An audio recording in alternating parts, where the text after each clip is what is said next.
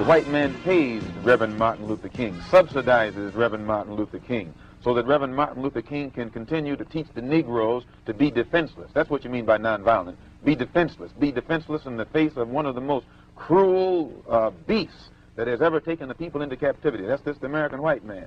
And they have proved it throughout the country by the police dogs and the police clubs. 100 years ago, they used to put on a white sheet and use a bloodhound against Negroes. Today, they have taken off the white sheet and put on police uniforms. They've traded in the bloodhounds for police dogs, and they're still doing the same thing. And just as Uncle Tom, back during slavery, used to keep the Negroes from resisting the bloodhound or resisting the Ku Klux Klan by teaching them to love their enemy or pray for those who use them despitefully. Today, Martin Luther King is just a 20th century or modern Uncle Tom or a religious Uncle Tom who is doing the same thing today to keep Negroes defenseless in the face of attack that Uncle Tom did on the plantation to keep those Negroes defenseless in the face of the attack of the Klan in that day. I don't think of love as, in this context, as emotional bosh.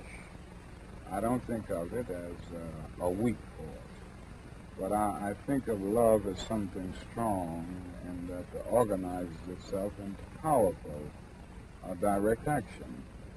This is what I tried to teach in the struggle in the South, that we are not engaged in a struggle that means we sit down and do nothing. That there's a great deal of difference between non-resistance to evil and non-violent resistance. Non-resistance leaves you in a state of stagnant passivity and deadened complacency, wherein non-violent resistance means that you do resist in a very strong and determined manner. And I think some of the criticisms of nonviolence, or some of the critics, fail to realize that we are talking about something very strong, and they confuse non-resistance with nonviolence. The goal of Dr. Martin Luther King is to give Negroes a chance to sit in a segregated restaurant beside the same white man who had brutalized them for 400 years. The goal of Dr. Martin Luther King is to get Negroes to forgive the people who have brutalized them for 400 years by lulling them to sleep and making them forgetting what those whites have done to them. But the masses of black people in America today don't go for what Martin Luther King is putting down. As you said in one of your articles, it's psychologically insecure, or something of that sort. I forget how you put it. But you didn't endorse what Martin Luther King was doing yourself. I do not reject his goals of full integration and full equality rights for American citizens. Do you reject these goals? If you don't think that he's walking on the right road, I'm quite sure you don't agree that he'll get to the right place.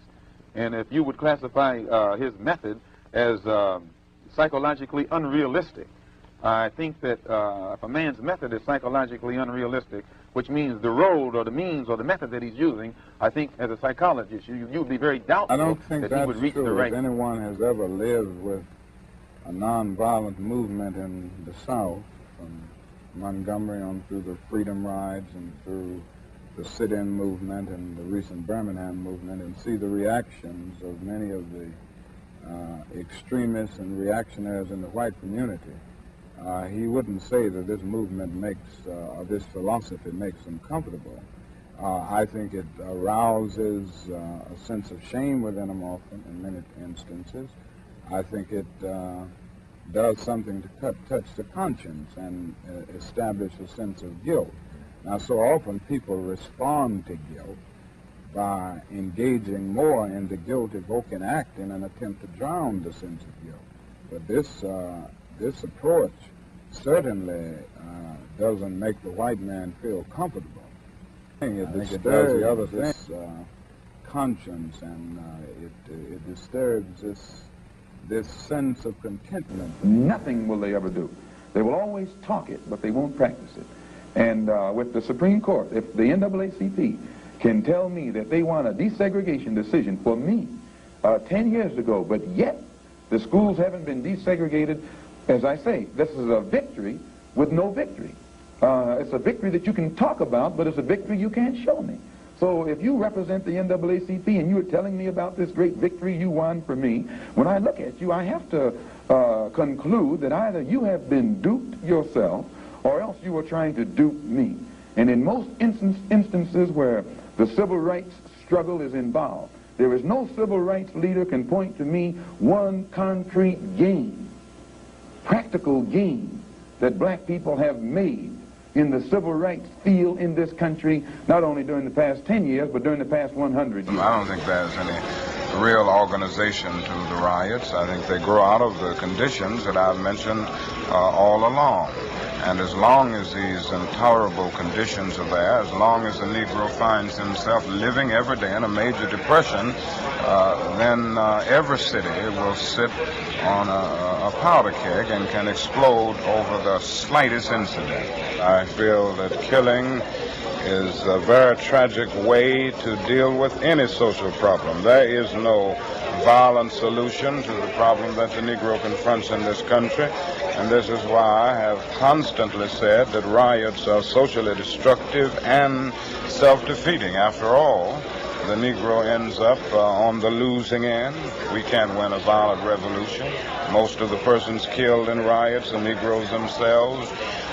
The persons who end up not being able to get milk for their children are Negroes because things where they have to live are destroyed.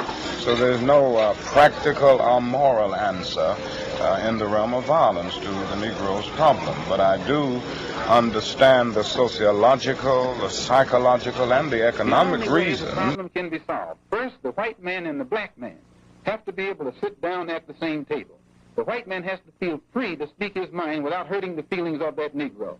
And the so-called Negro has to feel free to speak his mind without hurting the feelings of the white man. Then they can bring the issues that are under the rug out on top of the table and take an intelligent approach to get the problem solved. That's the only way that they'll ever do it. We need an action program while we are Muslims, or while we are Christians, or while we are whatever we are. We still need an action program that will eliminate these evils that are in our community. And this is what we're trying to do with the Muslim Mosque Incorporated. Do you consider yourself militant? I consider myself Malcolm. Well, I think we have to agree that this appears to be the result of an internal conflict within the black nationalist movement. So I think the first thing that needs to be done is for a conference of goodwill to take place between black nationalist leaders. This was why I suggested a few days ago that the followers of the late Malcolm X and the followers of Elijah Muhammad should sit down at the peace table together, so to speak, and discuss this problem and try to reach some understanding. I don't think, and I'm sure, that nothing can be accomplished by violence. It only leads to new and more complex social problems. I think it is unfortunate for the black nationalist movement. I think it is unfortunate for the health of our nation. I may not get there with you, but I want you to know tonight that we as a people will get to the promised land. I'm ready.